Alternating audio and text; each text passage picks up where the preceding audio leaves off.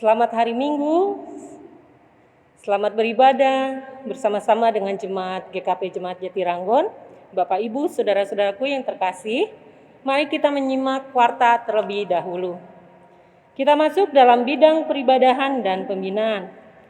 Kebaktian Minggu 29 Agustus 2021 pukul 9, kita dilayani oleh Bapak Penetua Lukas Ferdinand L. Tobing.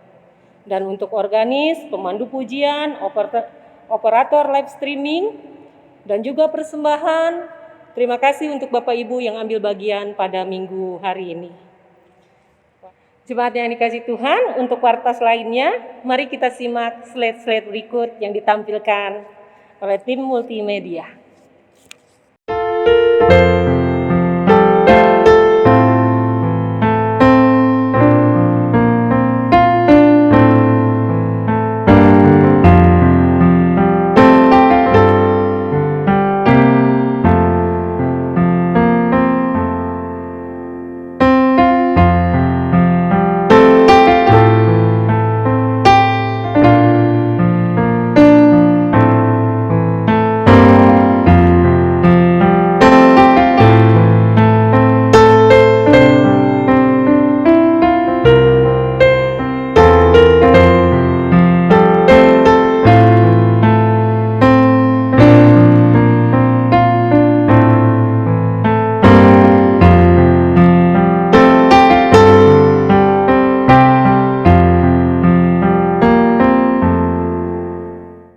Kita kembali pada warta selanjutnya. Pembentukan panitia renovasi pastori. Mengingat rangka atap pastori sudah banyak yang lapuk dan juga banyak bagian tembok yang sudah mulai retak dan diperlukan renovasi, untuk itu Majelis Jemaat akan membentuk panitia untuk renovasi pastori. Mohon dukungan dari jemaat. Selanjutnya, persembahan khusus Hari Doa Alkitab Indonesia 2021. Dalam rangka mendukung penyebaran Alkitab dan pencetakan Alkitab di Indonesia, maka akan diadakan satu kantong persembahan khusus untuk mendukung program kerja LAI pada kebaktian Minggu 5 September 2021. Mohon dukungan dari jemaat. Bapak, Ibu, dan saudara-saudara yang terkasih, untuk warta keuangan dapat disimak dengan slide-slide yang ada atau dengan warta yang sudah dikirimkan melalui WA grup wilayah. Untuk warta, inilah yang dapat kami sampaikan. Atas waktu dan kesempatannya kami ucapkan terima kasih. Tuhan Yesus memberkati.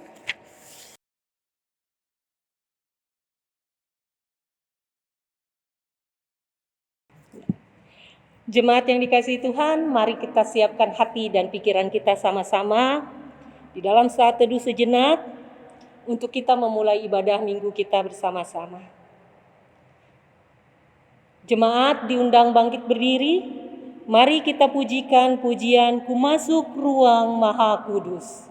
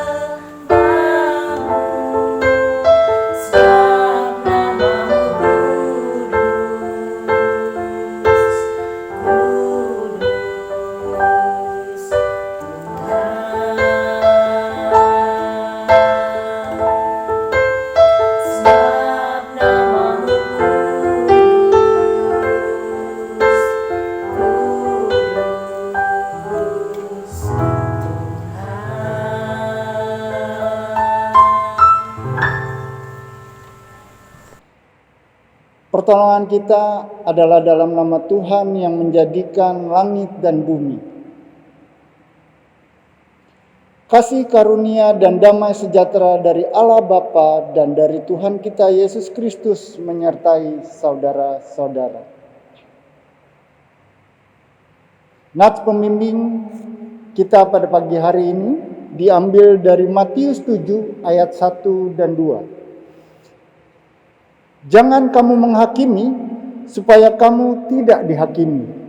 Karena dengan penghakiman yang kamu pakai untuk menghakimi, kamu akan dihakimi, dan ukuran yang kamu pakai untuk mengukur akan diukurkan kepadamu.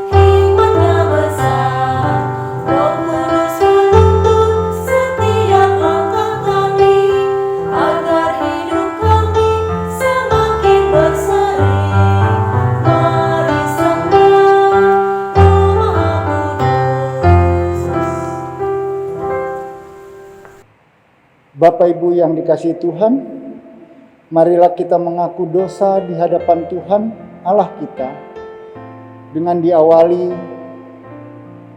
dengan pengakuan dosa secara pribadi.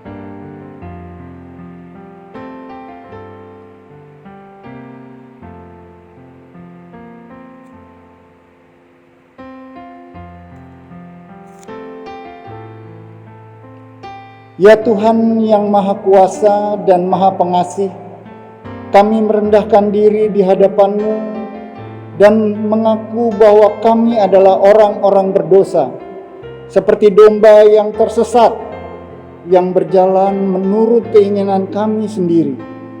Kami tidak patuh terhadap suara-Mu, kami tidak berbuat apa yang seharusnya kami perbuat, tetapi kami melakukan apa yang Tuhan larang. Tetapi kami tahu ya Bapa yang penyayang, bahwa Engkau tidak menghendaki kematian orang berdosa, tetapi supaya ia bertobat dan hidup. Sebab itu dengan percaya kepada Yesus Kristus, Gembala yang baik, yang telah menyerahkan nyawanya, pengganti segala domba, kami berseru dan memohon kepadamu demi namanya. Ampunilah segala dosa kami dan kuatkanlah kami oleh Roh Kudus, supaya kami dapat hidup menurut firman-Mu. Amin.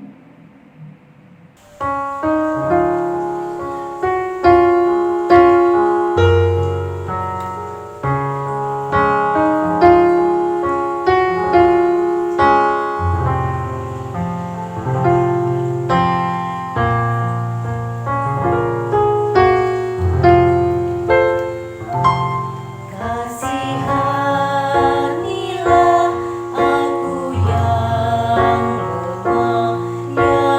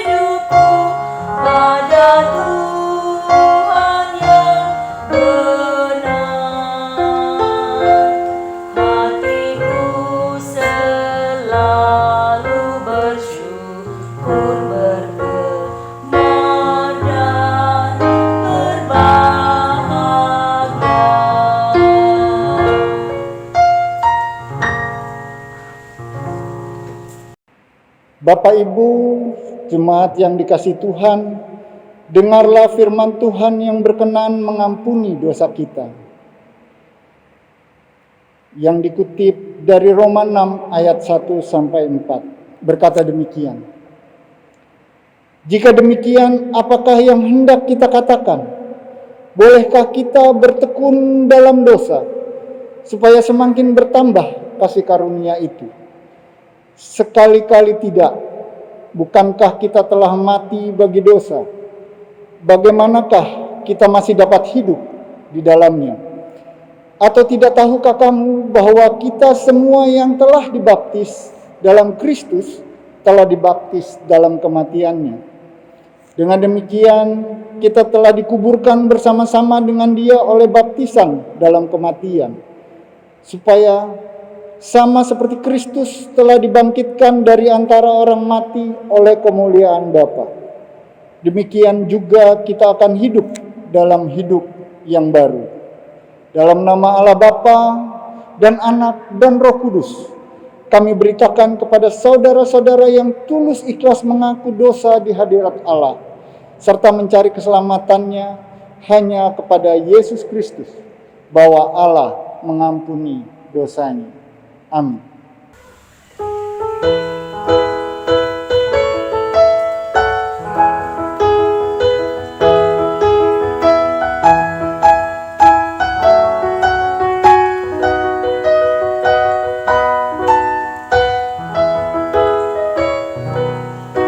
Allah Bapa, kami puji Engkau. Allah Bapa, kami puji Engkau. Kami cinta Engkau dan sujud di depan-Mu. Allah Bapa, kami puji Engkau.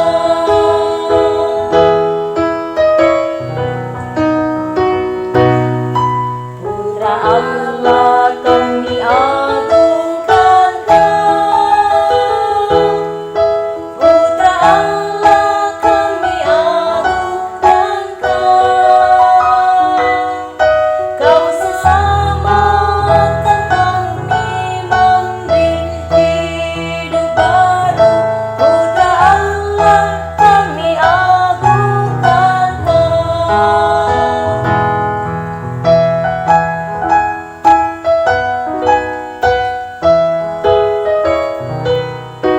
Roh Kudus, Engkau penghibur kekal.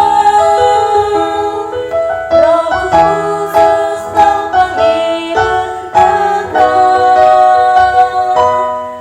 Kau memimpin, Kau tinggal dalam hati kami.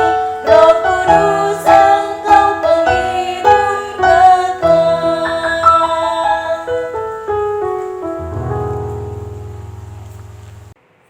Bapak Ibu yang dikasihi Tuhan, dengarkanlah hukum Allah yang diambil dari Matius 22 ayat 37 sampai 40. Jawab Yesus kepadanya, "Kasihilah Tuhan Allahmu dengan segenap hatimu dan dengan segenap jiwamu dan dengan segenap akal budimu. Itulah hukum yang terutama dan yang pertama. Dan hukum yang kedua yang sama dengan itu ialah, kasihilah sesamamu manusia seperti dirimu sendiri. Pada kedua hukum inilah tergantung seluruh hukum Taurat dan kitab para nabi." Bapak Ibu, tiba saatnya kita masuk dalam pembacaan firman yang diambil dari Markus 7 ayat 1 sampai 8. Namun sebelumnya Bapak Ibu, kita akan berdoa meminta bimbingan Roh Kudus. Kita berdoa. Bapa, kami bersyukur Tuhan karena kasih karunia-Mu kami bisa melakukan ibadah pada hari Minggu pagi hari ini melalui online atau YouTube. Kami percaya dan berterima kasih atas semua berkat penyertaan-Mu yang sudah kami terima sepanjang minggu ini ya Bapa. Biarlah apa yang keluar dari mulut kami ya Bapa hanya berasal dari hati kami yang dipenuhi akan Roh Kudus, sehingga menjadi sesuatu yang indah didengar olehmu saja, dan juga menyenangkan hatimu. Kami mohon bantuan Roh Kudus untuk membawa kami ke seluruh kebenaran yang memerdekakan akan kami. Kami tahu daging kami lemah, konsentrasi kami gampang buyar, pikiran kami sudah terlalu nyaman dengan cara kami sendiri. Untuk itu biarlah roh kami yang penurut ini Engkau peluk ya Tuhan, sehingga waktu ini tidak berlalu sia-sia. Bicaralah dengan cara yang paling sederhana agar kami bisa mengerti, percaya, bertobat, dan diselamatkan. Di dalam nama Tuhan Yesus, kami siap mendengarkan firman-Mu. Amin. Bapak Ibu yang dikasihi Tuhan, kembali saya ingatkan pembacaan Alkitab kita diambil dari Markus 7 ayat 1 sampai 8. Saya akan membacakannya buat Bapak Ibu sekalian. Di bawah perikop perintah Allah dan adat istiadat Yahudi. Pada suatu kali serombongan orang Farisi dan beberapa ahli Taurat dari Yerusalem datang menemui Yesus. Mereka melihat bahwa beberapa orang muridnya makan dengan tangan najis, yaitu dengan tangan yang tidak dibasuh. Sebab orang-orang Farisi seperti orang-orang Yahudi lainnya tidak makan kalau tidak melakukan pembasuhan tangan lebih dahulu, karena mereka berpegang pada adat istiadat nenek moyang mereka. Dan kalau pulang dari pasar, mereka juga tidak makan kalau tidak lebih dahulu membersihkan dirinya. Banyak warisan lain lagi yang mereka pegang, umpamanya hal mencuci cawan, kendi, dan perkakas-perkakas tembaga. Karena itu orang-orang Farisi dan ahli-ahli Taurat itu bertanya kepadanya, "Mengapa murid-muridmu tidak hidup menurut adat istiadat nenek moyang kita, tetapi makan dengan tangan najis?" Jawabnya kepada mereka, "Benarlah nubuat Yesaya tentang kamu, hai orang-orang munafik, sebab ada tertulis, bangsa ini memuliakan aku dengan bibirnya, padahal hatinya jauh daripadaku. Percuma mereka beribadah kepadaku, sedangkan ajaran yang mereka ajarkan ialah perintah manusia. Perintah Allah kamu abaikan untuk berpegang pada adat istiadat manusia." Berbahagialah setiap orang yang mendengar firman Tuhan dan memelihara serta melakukannya di dalam kehidupan sehari-hari. Haleluya. Haleluya. Haleluya. Haleluya.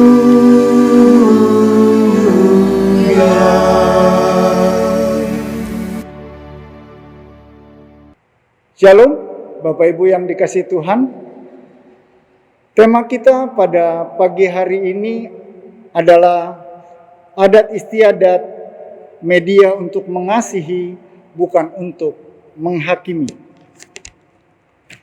Bapak Ibu yang dikasihi Tuhan, ada seorang ahli hukum dan budaya bernama Harjito Notopuro. Bapak Harjito ini mendefinisikan adat istiadat sebagai hukuman yang tak tertulis dan hukum kebiasaan dengan ciri khas tertentu. Hukum tersebut menjadi pegangan dalam melaksanakan tata keadilan, kesejahteraan, dan tentunya bersifat kekeluargaan. Ketika saya berdiskusi atau ngobrol-ngobrol dengan para sepuh, para tetua di lingkungan kita, Jatiranggon Kampung Sawah, ada cerita tentang pesta panen, ya, suatu kebiasaan atau adat istiadat yang dulu selalu dilakukan setiap tahunnya. Tradisi yang selalu dilakukan setiap tahunnya ini di seputar Jatirangun dan Kampung Sawah ini, setiap warga itu,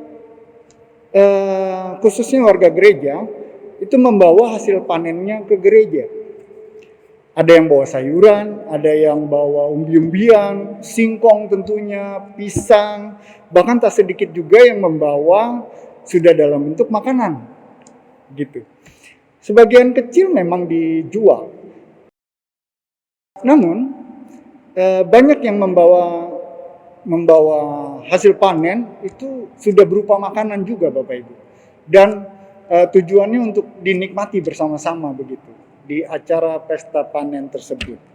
Tradisi ini mengajarkan banyak sekali kearifan Bapak Ibu. Tentang kekeluargaan, kebersamaan, kesetaraan tentunya, dan juga keadilan. Tidak ada yang lebih tinggi, tidak ada yang lebih rendah. Kita semua makan dan duduk di tanah yang sama. Sudah seyogyanya tradisi seperti itu Bapak Ibu. Adat istiadat menjadi jalan bagi kita untuk mendekatkan diri kepada sesama. Namun dari pembacaan tadi, bagaimana jika sebaliknya? Adat istiadat dijadikan senjata tidak kasat mata untuk menghakimi, menjatuhkan sesama, dan demi mempertahankan marwah oknum tertentu begitu. Dalam pembacaan kita,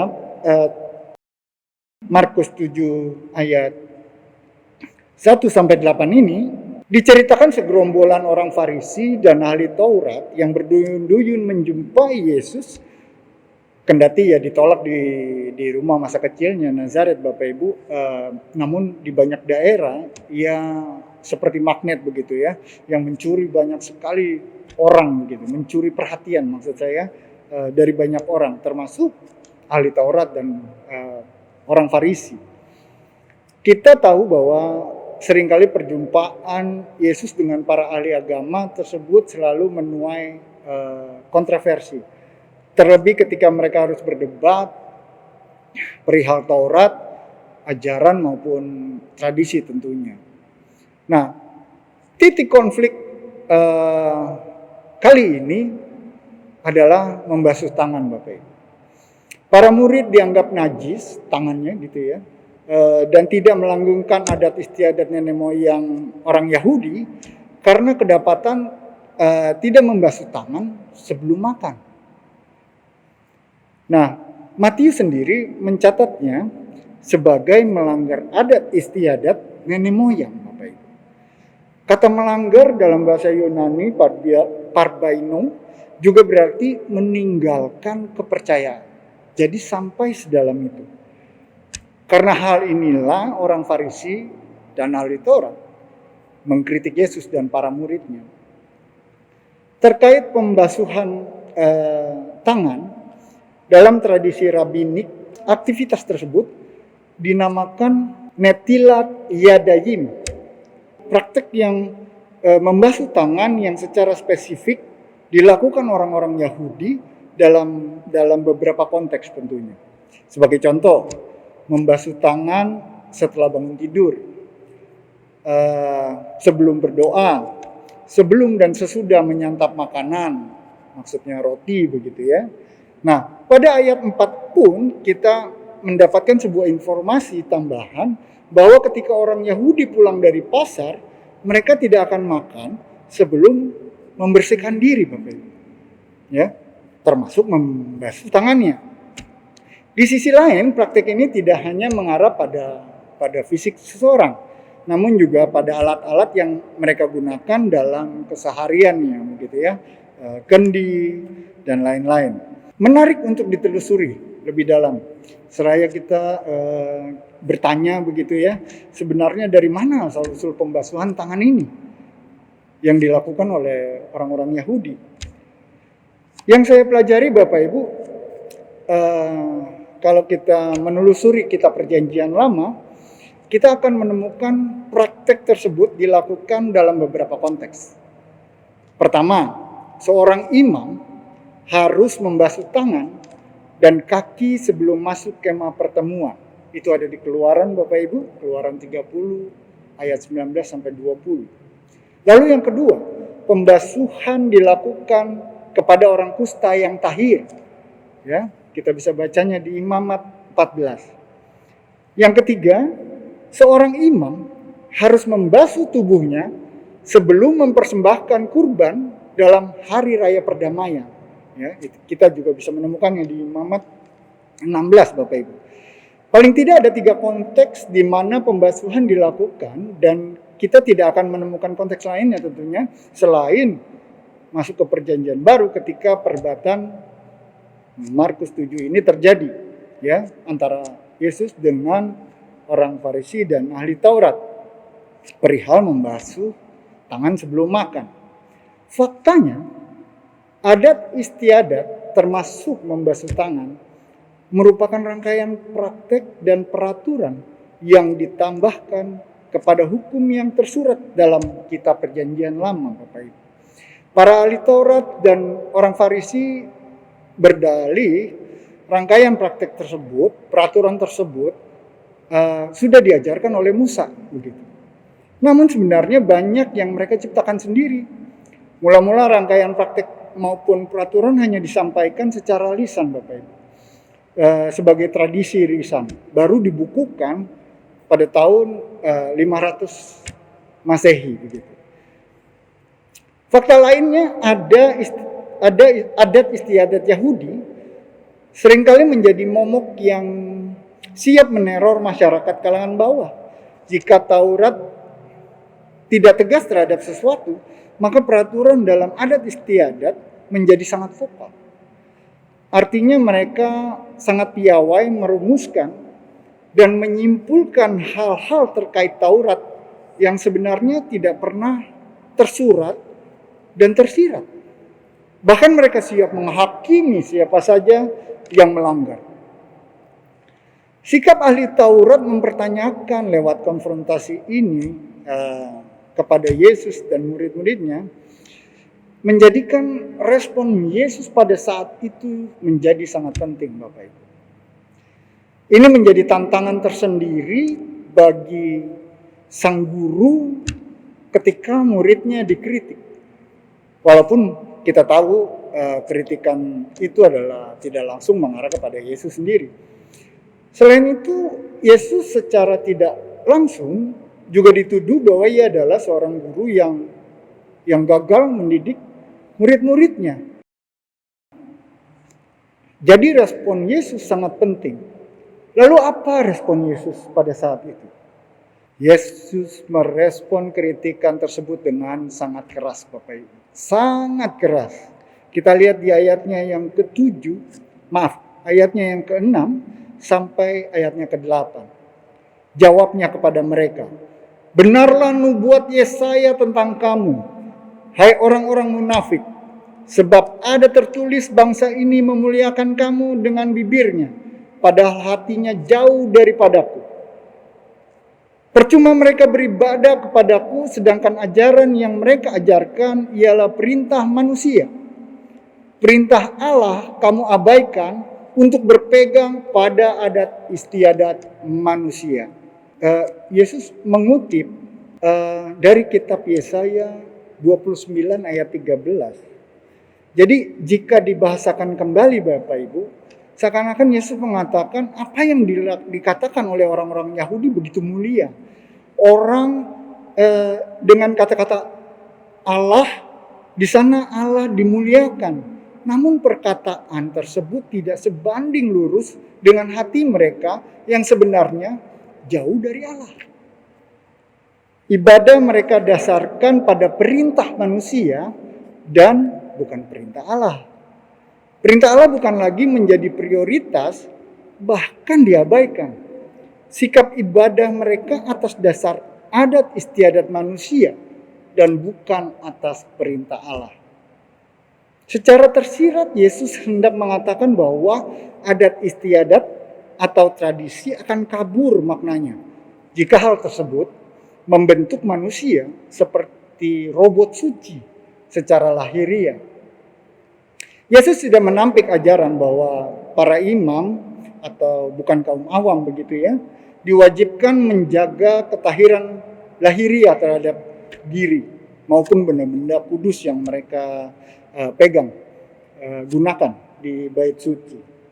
Akan tetapi adat istiadat masih kalah penting jika dibandingkan dan diperhadapkan dengan perintah utama Allah, yaitu untuk mengasihi dengan segenap hati, jiwa, dan kekuatan. Artinya jika orang-orang Yahudi memprioritaskan adat istiadat dengan kepentingan kesucian lahiriah, maka tanpa sadar, mereka sedang mengabaikan dan mengaburkan perintah yang utama. Bahkan kita bisa membacanya lebih jauh setelah pembacaan kita itu di ayatnya yang ke-9 sampai 13 Markus 7, Yesus pun memberikan contoh konkret terkait dengan hal tersebut. Di ayatnya yang ke-9 sampai 13 Yesus berkata kepada mereka, "Sungguh pandai kamu mengesampingkan perintah Allah, supaya kamu dapat memelihara adat istiadatmu sendiri. Karena Musa telah berkata, hormatilah ayahmu dan ibumu, dan siapa yang mengutuki ayahnya atau ibunya harus mati.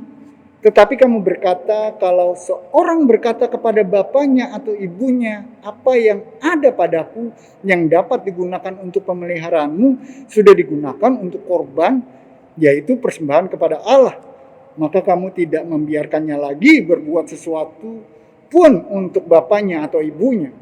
Dengan demikian, Yesus bilang, firman Allah kamu nyatakan tidak berlaku demi adat istiadat yang kamu ikuti itu. Dan banyak hal lain seperti itu yang kamu lakukan." Jadi sangat tegas sekali Yesus mengatakan hal ini, Bapak Ibu. Bagaimana kita harus memfilter, menjadikan firman Allah untuk memfilter apa yang hendak kita harus responi terhadap adat istiadat. Apa yang kita refleksikan dari pembacaan kita, dari renungan kita pada pagi hari ini? Bahwa kita harus menyadari bahwa adat istiadat maupun tradisi adalah buah karya pemikiran manusia yang terbatas dan jauh dari kata sempurna. Kita juga harus cerdas dan bijak dalam menilik dan mengkonsumsi hal tersebut. Refleksi ini bukan bermaksud mengajak kita, Bapak Ibu, untuk menolak adat istiadat. Toh kita tahu kita tidak dapat menutup kemungkinan bahwa Allah sendiri dapat berkarya melalui akal budi manusia sehingga manusia dapat menciptakan adat istiadat tertentu yang syarat akan kearifan. Akan tetapi kita harus tetap mengkritisi dan mencari yang merupakan kebenaran. Lalu pertanyaannya, apa yang harus kita lakukan bila adat istiadat bertentangan dengan firman Tuhan? Pada umumnya ada 3 responnya, Bapak Ibu, yang umum di kalangan gereja. Yang pertama, ada yang menolak keras adat istiadat. Wah, dia sangat menolak keras, begitu ya. Ini respon yang pertama. Ada yang respon kedua, dia kompromi, walaupun dia tahu itu bertentangan dengan firman Allah. Yang ketiga, ini yang unik, double standard, Bapak Ibu. Kalau di gereja, wah dia bicara, dia sangat menentang adat istiadat yang menyalahi firman Tuhan. Tapi ketika di luar, dia sangat mentolerir apa yang adat istiadat lakukan begitu. Nah, ini double standard namanya, Bapak Ibu, yang ketiga. Yang saya pelajari, kita harus sebagai orang Kristen harus punya prinsip. Yang pertama adalah seperti ada di Mazmur 150, kita harus berfokus pada Tuhan saja, yaitu memuji dan memuliakan Tuhan kita saja. Yang kedua, jangan menyembah berhala tentunya atau ilah lain selain Bapa yang kita kenal. Yang ketiga adalah menjaga kekudusan. Lalu yang keempat, ya kita harus mengasihi Tuhan dan mengasihi sesama seperti hukum kasih, ya Bapak Ibu. 3 hal terakhir tadi adalah yang harus kita jaga agar poin yang pertama menjadi kita bisa lakukan, yaitu memuji dan memuliakan Tuhan. Jangan sampai adat istiadat menjadi berhala buat kita, apalagi membuat hidup kita menjadi tidak kudus. 1 Korintus 10 ayat 23 Bapak Ibu mengatakan, segala sesuatu diperbolehkan, benar, tetapi bukan segala sesuatu berguna. Segala sesuatu diperbolehkan, benar, tetapi bukan segala sesuatu membangun. Adat istiadat dalam bentuk apapun seyogyanya dapat menjadi media bagi kita untuk mengasihi Allah dan mengasihi sesama. Apa yang telah dilakukan oleh orang Farisi dan ahli Taurat melalui adat istiadat Yahudi kepada para murid Yesus adalah sebuah bentuk penghakiman, Bapak Ibu.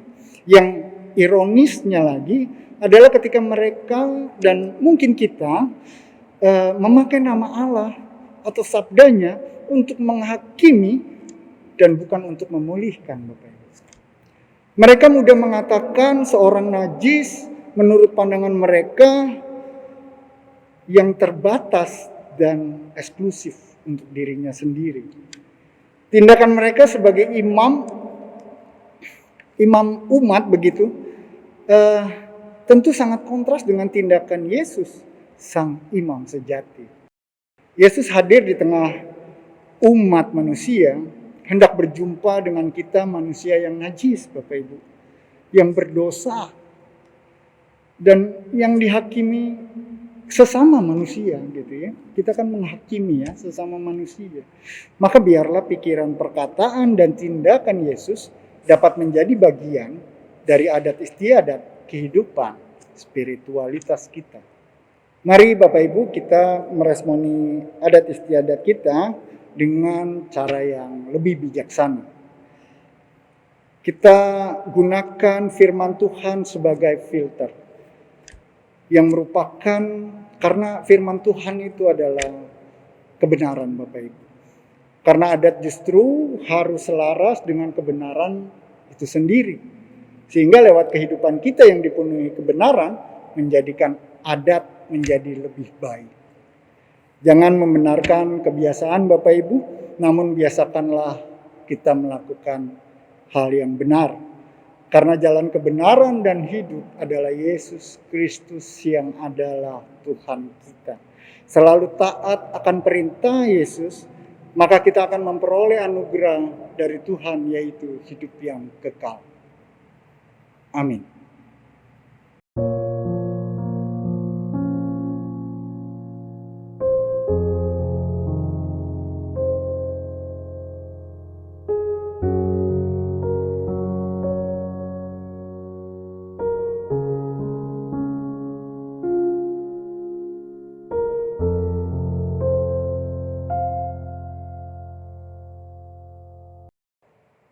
Bapak Ibu yang dikasihi Tuhan, saya undang bangkit berdiri. Marilah kita mengikrarkan pengakuan iman percaya bersama dengan gereja dari segala abad dan tempat.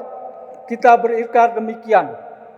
Aku percaya kepada Allah, Bapa yang Maha Kuasa, Khalik langit dan bumi, dan kepada Yesus Kristus, anaknya yang tunggal Tuhan kita, yang dikandung daripada Roh Kudus, lahir dari anak darah Maria, yang menderita di bawah pemerintahan Pontius Pilatus, disalibkan, mati dan dikuburkan, turun dalam kerajaan maut.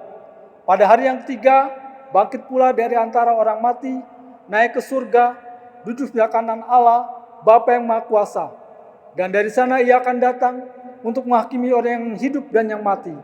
Aku percaya kepada Roh Kudus, gereja yang kudus dan am, persekutuan orang kudus, pengampunan dosa, kebangkitan daging, dan hidup yang kekal. Bapak Ibu yang kasih Tuhan, silakan duduk kembali. Bapak Ibu jemaat yang dikasihi Tuhan, mari kita membawa persembahan kita kepada Tuhan. Jemaat bisa menyerahkan kepada majelis wilayah masing-masing ataupun langsung mentransfer ke rekening yang sudah ada.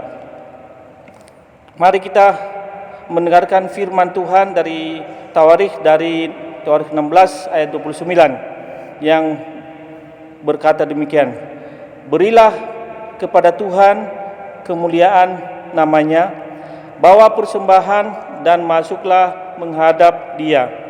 Sujudlah menyembah kepada Tuhan dengan berhiaskan kekudusan."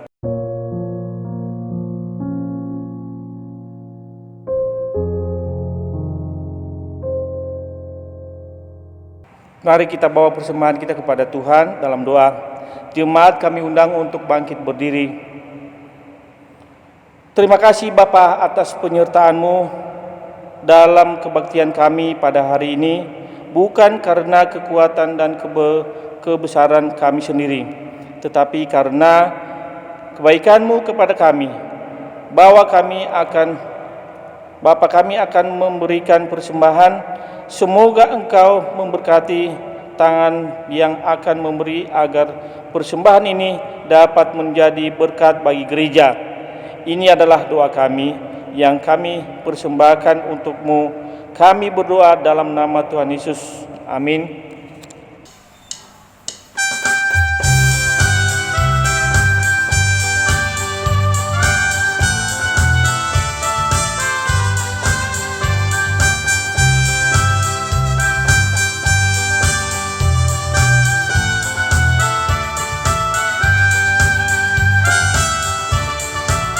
Berlimpah sukacita di hatiku, di hatiku, di hatiku. Berlimpah sukacita di hatiku, tetap di hatiku.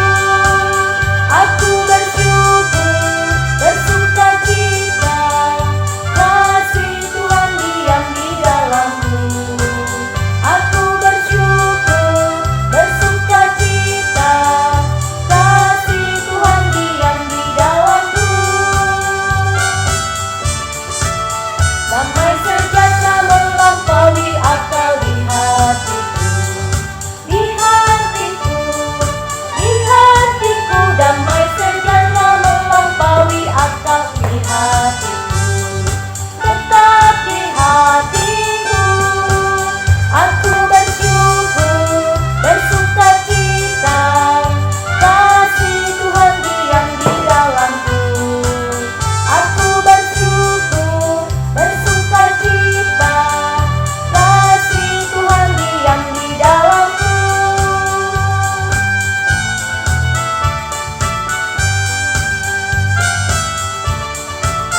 Berlimpah kasih Yesus di hatiku, di hatiku, di hatiku. Berlimpah kasih Yesus di hatiku, tetap di hatiku. Aku bersyukur, bersukacita, kasih Tuhan diam di dalamku. Aku bersyukur, bersukacita, kasih Tuhan diam di dalamku.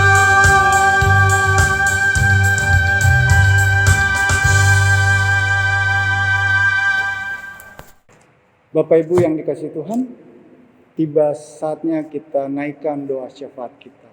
Kita berdoa. Bapa yang di surga, kami berterima kasih atas berkat dan penyertaan-Mu, sehingga pada kesempatan ini kami bisa berkumpul bersama untuk memuliakan nama-Mu saja. Kami umat-Mu menyadari bahwa kami masih sering berbuat dosa dan berbuat salah. Namun Engkau tetap mengasihi kami, seperti Bapa yang mengasihi anaknya.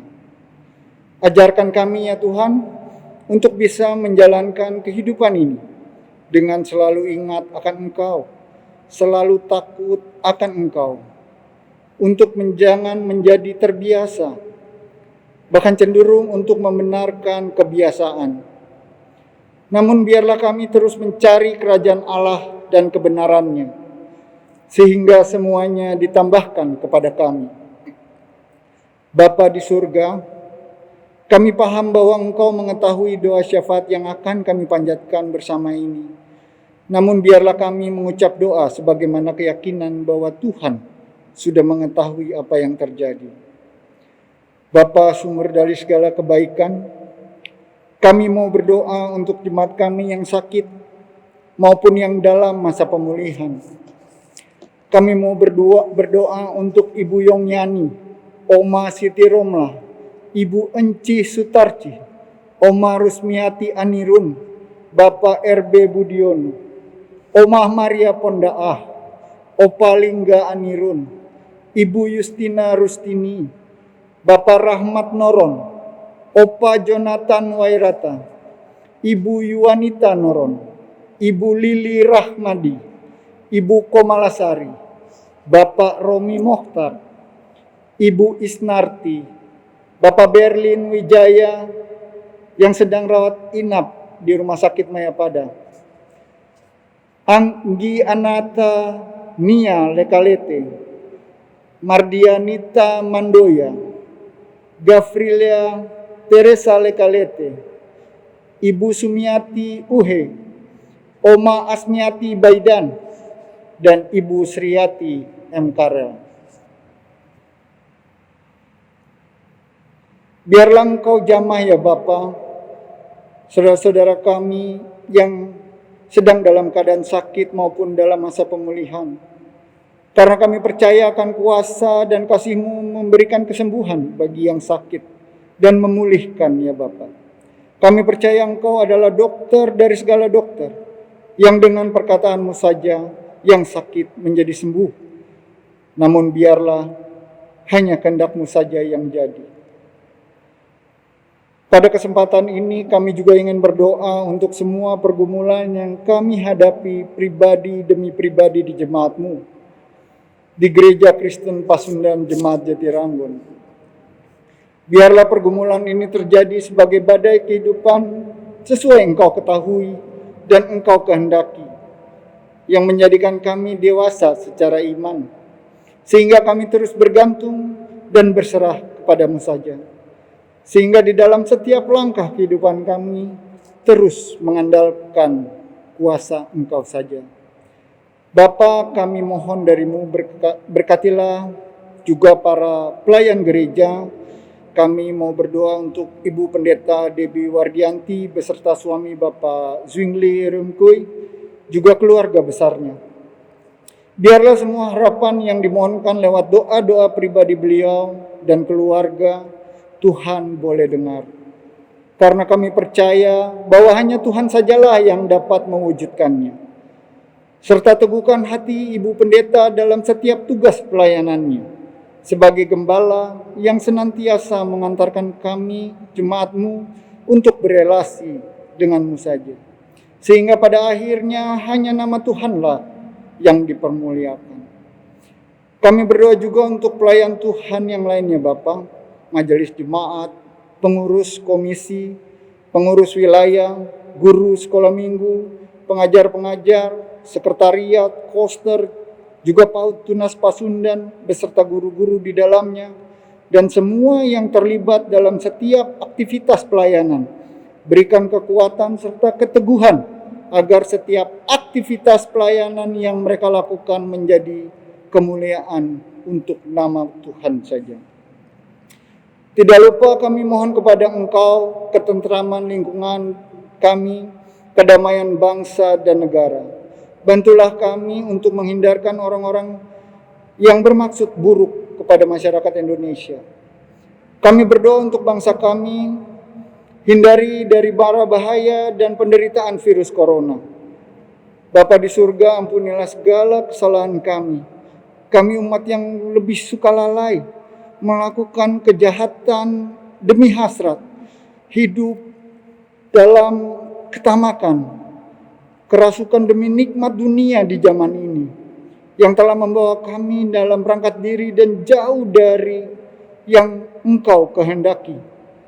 Ampunilah dosa kami ya Bapa, dan juga bangsa kami, sebab hanya padamu-lah kami mendapatkan keselamatan. Terima kasih ya Bapa. Hari-hari ini kami menyadari melalui kesulitan ini, kami percaya Indonesia akan berdiri menjadi satu bangsa yang akan lebih kuat, tegar, dan siap mewujudkan bangsa yang maju. hari-hari ini kami menyadari kesetiaan dan Engkau uji agar dalam mulut kami tetap melantunkan pujian dan syukur kepadamu. Tetap melantunkan puji kabar baik yang adalah kuasa Allah yang menyelamatkan semua orang yang percaya, bahkan menyelamatkan bangsa kami. Sebenarnya masih banyak ya Bapa yang ingin kami mohonkan, namun Engkau jauh lebih mengetahui apa yang hendak kami katakan. Kiranya Tuhan memberkati semua makhluk di bumi, memberi penyertaan, kebahagiaan, dan sukacita. Biarlah semua beribadah kepadamu ya Bapa tanpa ada halangan dan rintangan. Biarlah Tuhan bekerja menurut kehendak-Nya. Campur tangan Tuhan pasti akan membawa kedamaian dan kebahagiaan untuk kami semua. Dalam nama Yesus Putra Roh Kudus, doa ini kami mohonkan. Kami akhiri ya Bapa doa syafaat kami dengan doa yang Engkau ajarkan kepada kami demikian. Bapa kami yang di surga, dikuduskanlah namamu, datanglah kerajaan-Mu, jadilah kehendak-Mu di bumi seperti di surga. Berikanlah kami pada hari ini makanan kami yang secukupnya, dan ampunilah kami akan kesalahan kami, seperti kami juga mengampuni orang yang bersalah kepada kami. Dan janganlah membawa kami ke dalam pencobaan, tetapi lepaskanlah kami daripada yang jahat. Karena Engkaulah yang mempunyai kerajaan, dan kuasa, dan kemuliaan, sampai selama-lamanya. Amin.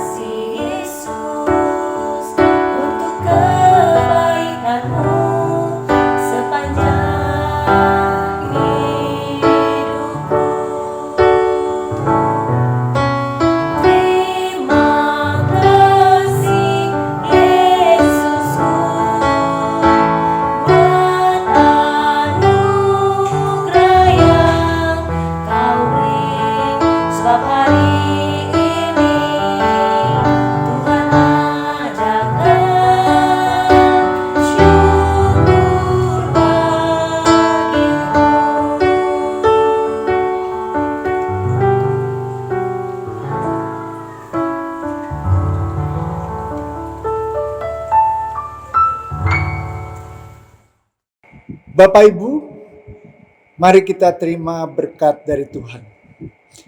Kasih karunia Tuhan Yesus Kristus dan kasih Allah dan persekutuan Roh Kudus menyertai kita selamanya. Amin.